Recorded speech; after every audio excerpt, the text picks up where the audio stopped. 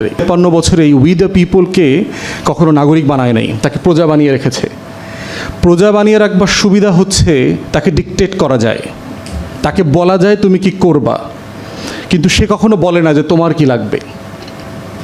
তো সেই জায়গাতে আমাদের এই সংকটের জায়গা হতে জনগণের কথা বলছেন না, সেই জনগণকে কি আপনি জিজ্ঞেস করেন যে এস আলম তো বাংলাদেশ ব্যাংক থেকে অথবা আমার 8টা ব্যাংক থেকে টাকা পয়সা লুটপাট করে ফেলছে, তো ওই জনগণ তখন মোবাইল ফোনে তার অ্যাকাউন্টে গিয়ে দেখবে যে আমি তো গতকালকে দেখলাম 3,33,713 টাকা 40 পয়সা ছিল, আজ কত টাকা আছে।